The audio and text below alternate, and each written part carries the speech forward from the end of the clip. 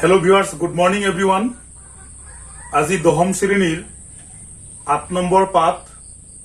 ত্ৰিকোণমিতিৰ পৰিচয় নামৰ পাঠৰ অনুশীলনী 8.3 ইয়াৰে ৮ নম্বৰ যি অংকবিলাক আছে তাত মুঠ ৪টা অংক আছে এই ৪টা অংক পূৰ্বতে নাছিল নতুনকৈ সংযোজন কৰিছে গতিকে গুৰুত্বৰ ফালেদি যদি আপুনি লক্ষ্য কৰে গতিকে এই ৪টা অংক আটাইতকৈ গুৰুত্বপূৰ্ণ অংক হ'ব কিয়নো পূৰ্বতে এনেকুৱা ধৰণৰ অংক নাছিলে গতিকে এই গুৰুত্বৰ ওপৰত ভিত্তি কৰি আমি এটা ভিডিওতে মুঠ ৪টা অংক সন্নিবিষ্ট কৰিছো গতিকে আশা কৰিছো যে গোটেই ভিডিওখিনি আপোনালোকে চাব লগতে বন্ধুবৰ্গৰ মাজত শেয়াৰ আৰু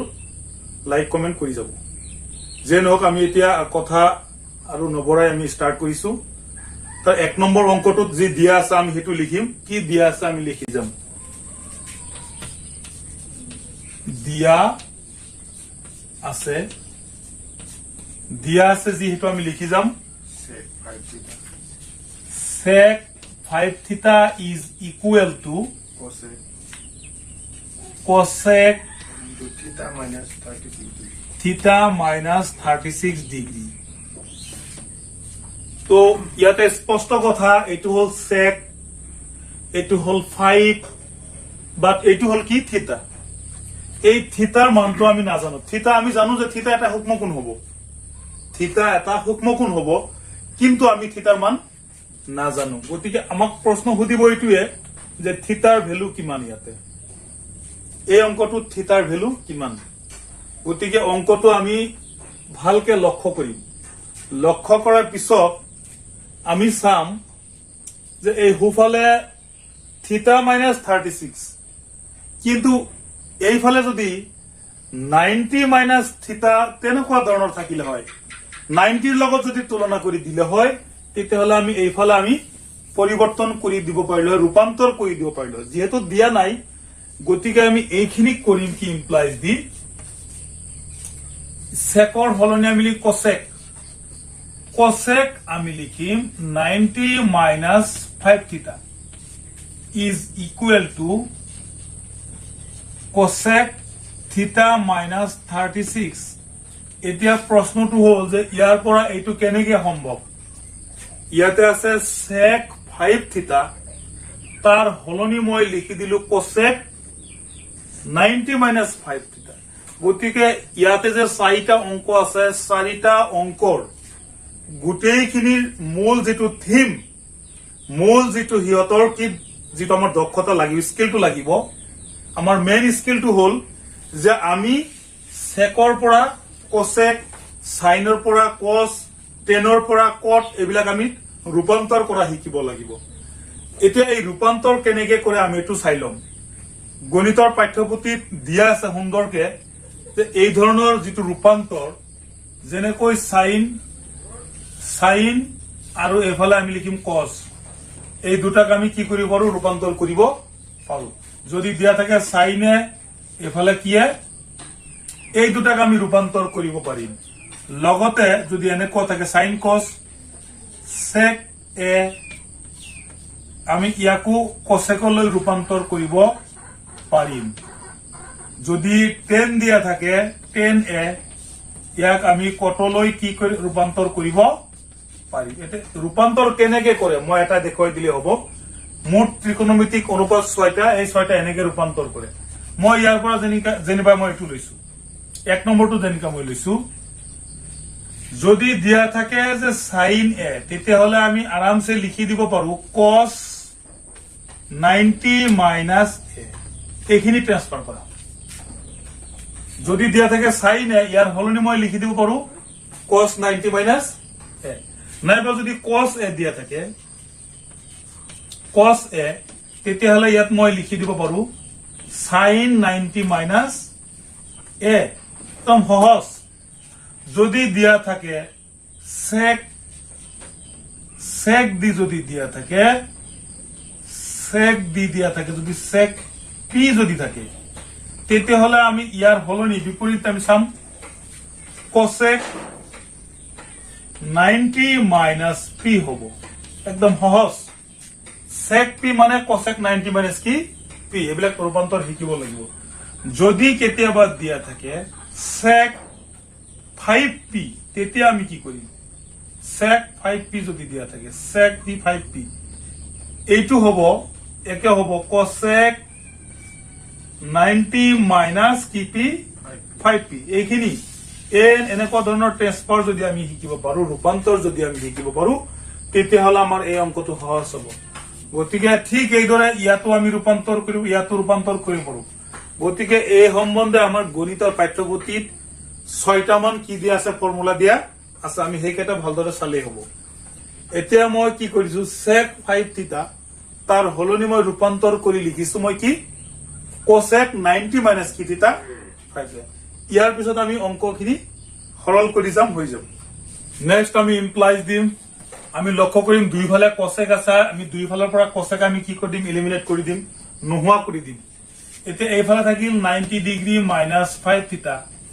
এইফালে থাকিব আমাৰ থিটা মাইনাস কি 36 এতিয়া আমি এই দুই মানে এক সাইড কৰি দিও থিটা বিলাক এটা সাইডত আনো minus 5 থিটা minus থিটা আৰু বাকি কোন বিলাক আমি বেলেগ এটা সাইডত ৰাখিও minus 36 ডিগ্ৰী minus 90 ডিগ্ৰী এতিয়া আমি কি পাঁচটা আৰু 6টা থিটা হ'ব minus 6টা থিটা এইফালে হ'ব minus 126 ডিগ্ৰী minus minus থিটা is equal to 6 যাব 12 দুইবাৰ 6 যাব এবাৰ গতিকে নিৰ্ণয় থিটাৰ মান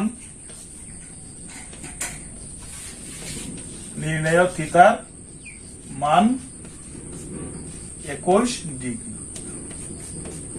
তো এইটো হল আমাৰ প্ৰথম অংক 8 নম্বৰৰ যি প্ৰথম অংকটো আছিল হেইটো প্ৰথম অংক এইটো মূল নীতিৰ ওপৰত ভিত্তি কৰি বাকি আন তিনিটা অংক আছে তো মূল নীতিটো হল যে আমি সাইনত দিয়া থাকিলে আমি কসলৈ ট্ৰান্সফাৰ কৰিব লাগিব যদি টেনত দিয়া আছে আমি কটলৈ ট্ৰান্সফাৰ কৰি দিম যদি কসেকত দিয়া আছে তেতিয়াহলে আমি সেকলৈ কি কৰিম ট্ৰান্সফাৰ সেই মূল কথাটো হল যে আমি ট্ৰান্সফাৰ কৰিব পাৰো কি নোৱাৰো গতিকে এইখিনি কৰিলো নেক্সট আমি 2 নম্বৰ অংকটো কৰিম 2 নম্বৰ দিয়া আছে sin a is equal to cos 33 degree লগতে ইয়াতে এটা কমা দি এটা শৰ্ত দিছে কি দিছে a is less than কি ডিগ্ৰী 90 ডিগ্ৰী এতিয়া কথা হল আমাৰ এর মান কিমান হেতু আমি উলিয়াব লাগে অঙ্কটো ঠিকই আছিল কিন্তু যেতিয়াই নেকি কোনো এটা অঙ্কত শর্ত আৰোপ কৰা হয় এটা কন্ডিশন দি দিয়া হয় তেতিয়াই কিছুমান ছাত্ৰ ছাত্ৰীৰ বাবে এইটো এটা ডাঙৰ সমস্যা হৈ যায় ছাত্ৰ ছাত্ৰী ভাবে যে কেটো আকৌ কি ইয়াৰ অৰ্থ হল যে এ তুমি যেটো এ উলিয়াবা ইয়াৰ পৰা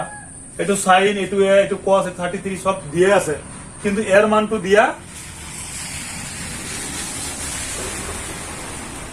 এই এর মানটো আননোন হৈ আছে আমি অজ্ঞাত আমি নাজানো এতে এই এর মান যি উলাব হি কিন্তু 90 ডিগ্ৰী কৈ কি উলাব হৰু হ'ব তাকে কৈছে এতিয়া এই অংকটো পূৰ্বত যি অংকটো কৰিলো 1 নম্বৰ অংক আৰু এইটো একে আছে মাত্ৰ কি কৰিব লাগে ৰূপান্তৰ কৰিব লাগে আমি কি দৰে আমি তো চাম আমি ইমপ্লাই চিন দিলু ডিউটি sin 90 মাইনাস কি আমি ডাইৰেক্ট লিখি দিব পাৰো cos 90 minus a ইয়াৰ অৰ্থ হল sin a cos 90 minus a ইয়াৰ অৰ্থ কি এটা ইয়াৰ পৰা এইটো যে আমি কি ৰূপান্তৰ কৰিলো এইটো আমি শিকিব লাগিব ইয়াতে যেনেকৈ আছে ঠিক হেইদৰে ৰাখি দিম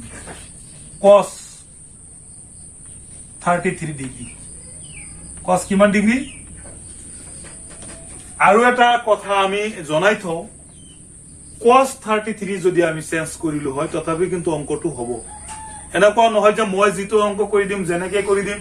হেনেকৈ পৰীক্ষাত লিখিব লাগিব ইয়াতে দাৰি কমা সব একে হ'ব লাগিব হেতু নাই এই অংকটো মই এটো হলনি কৰিছো কোনোবাই যদি ইচ্ছা কৰে যে আমি কি কৰিম cos 33 এটো আমি হলাই দিম তথাপি হ'ব আৰু জানি লোৱা দৰকাৰ যে cos 33 মানে কি sin 90 minus 33 গতিকে এটো অংকত এইফালে নহয় কেৱল এইফালেও যদি আমি এইটো অংশ যেনেকে আছে তেনেকে ৰাখি এইফালেও যদি আমি হলাই দিওঁ অংকটো হ'ব, কৰিব পৰা যাব। কিন্তু মই কি কৰিছো, এইফালে হলাই দিছো। এতিয়া দুইফালৰ পৰা কস আমি কি কৰিম, এলিমিনেট কৰি দিছিলো। ইয়াতে থাকিল 90 minus a is equal to 33 degree minus a is equal to 90, এইফালে গলে মাইনাস হ'ব। 90 পৰা 33 গুচি গলে হ'ব তোমাৰ মাইনাস 57। তো মাইনাস মাইনাস এলিমিনেট হৈ গল। এটাকে নিৰ্ণয় কাৰ মান, নিৰ্ণয় এৰ মান 57 ডিগ্ৰী। গতিকে এইটো সদায় মনত ৰাখিব লাগে যে মই এই অংকটোৰ বাওঁফালৰ যিটো পাৰ্ট সেইটো মই ৰূপান্তৰ কৰি লিখিছো। কোনোবাই যদি এই অংকটো বিচাৰে যে এইটো সাইডো কি কৰিব, ৰূপান্তৰ কৰিব, তথাপি কিন্তু অংক হৈ যাব। গতিকে এৰ মান নিশ্চয় কি ওলাইছে 57, তাৰ মানে 90 ডিগ্ৰীতকৈ কি হৈছে, কম হৈছে। সেইটোৱে আমাক শৰ্ত লগাই দিছিল যে এৰ মানটো 90 ডিগ্ৰীতকৈ কি হ'ব, কম হ'ব, আৰু কম হৈছে। ইয়াৰ পিছত আমি ঠিক এই একেটা নিয়মেৰে আমি 3 নম্বৰ অংকটোলৈ আগবাঢ়ি যাম। এতিয়া আমাৰ 3 নম্বৰ অংকটোত যিখিনি দিয়া আছে সেইখিনি কথা আমি ইয়াত লিখি লৈছো। দিয়া আছে sin twice a is equal to cos whole into a plus 15 degree. এইখিনিলৈ ঠিকে আছিল, কিন্তু ইয়াতে এটা শৰ্ত কন্ডিশন এটা এপ্লাই কৰা হৈছে। ইয়াত কোৱা হৈছে যে এৰ মানটো এ নহয় টুৱাইস এৰ মানটো কিমান ডিগ্ৰী, 90 ডিগ্ৰীতকৈ কি হ'ব, কম হ'ব, সৰু হ'ব। এতিয়া আমি এই অংকটো আমি পূৰ্বৰ নিচিনাকৈ আমি ট্ৰাই কৰিম। এইফালে আমি বাওঁফালে অংকটো আমি ট্ৰান্সফাৰ কৰি দিম। এই সাইন টুৱাইছে মানে কি, ইয়াৰ হলনি মই লিখিম cos 90 ডিগ্ৰী মাইনাস কি টুৱাইছে। যেতিয়া আমি এই বস্তুটো শিকি যাম তেতিয়া আমাৰ কাৰণে এই অংকবিলাক সহজ হৈ যাব। সাইন টুৱাইছৰ হলনি মই কি লিখিলো, cos 90 ডিগ্ৰী মাইনাস কি টুৱাইছে। এইফালে হ'ব cos a প্লাস 15 ডিগ্ৰী। শৰ্তটো লিখাৰ প্ৰয়োজন নাই, শৰ্ত যি আছে তাতে থাকিল। আমাক উলিয়াব দিছে এৰ মান কিমান, ইমপ্লাই চিন দিলো, দুইফালৰ পৰা cos এলিমিনেট কৰি দিলো। থাকিল এইফালে 90 মাইনাস টুৱাইছে, এইফালে থাকিল a প্লাস 15। গতিকে আমি এ বিলাকক এটা সাইডত আনিম, twice a minus a, 15 degree minus 90। তো ইয়াতে হ'ব মাইনাস 23। এইফালে হ'ব 15 পৰা যদি কিমান যায়, 90 পৰা যদি 15 গুচি যায় মাইনাস 75 হ'ব। তো এৰ মান কি হ'ব, মাইনাস মাইনাস ক্যান্সেল। কিমান বাৰ যাব, 25 বাৰ। কিমান বাৰ, 25 বাৰ। নিৰ্ণয় এৰ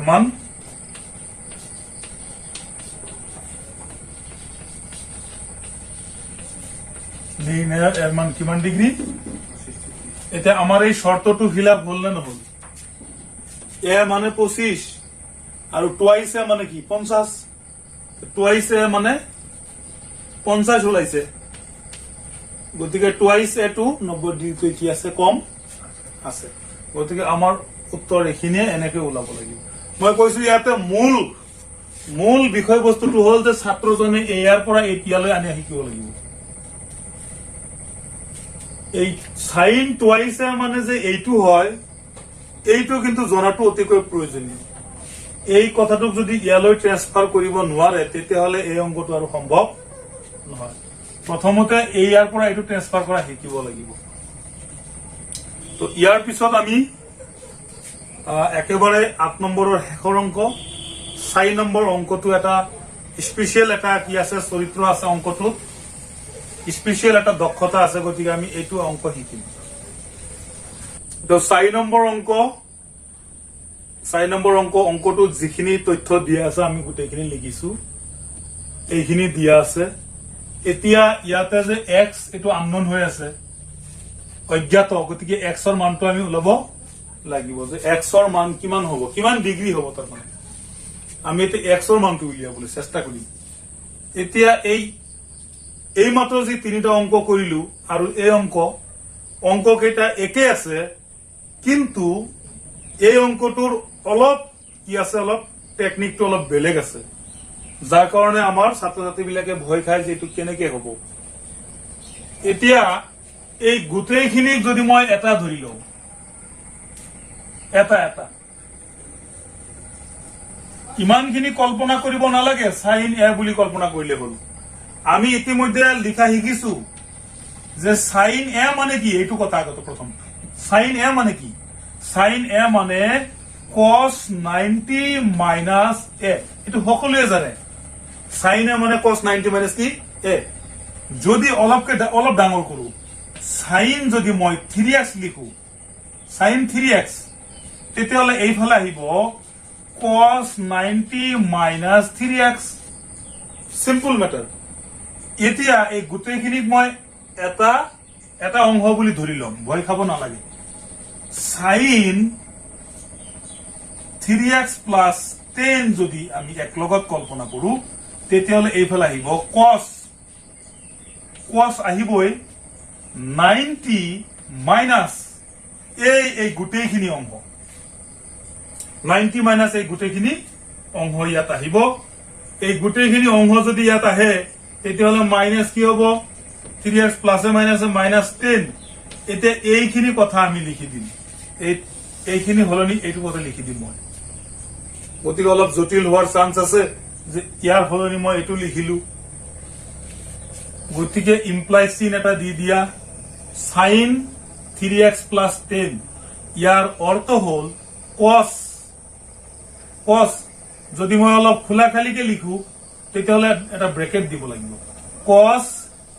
90 minus এই পাৰ্টটো 3x plus 10 একদম কি এটা সুন্দৰ অংক নেক্সট কি cos x plus 24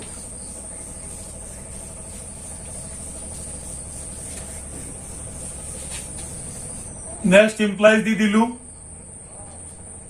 তো এইখিনি টেকনিক আগতে ধৰিব লাগিব এই টেকনিকটো সাইন এই ডাঙৰ অংশটোক আমি সৰু এটা অংশ বুলি কল্পনা কৰিলে আমাৰ হৈ যায়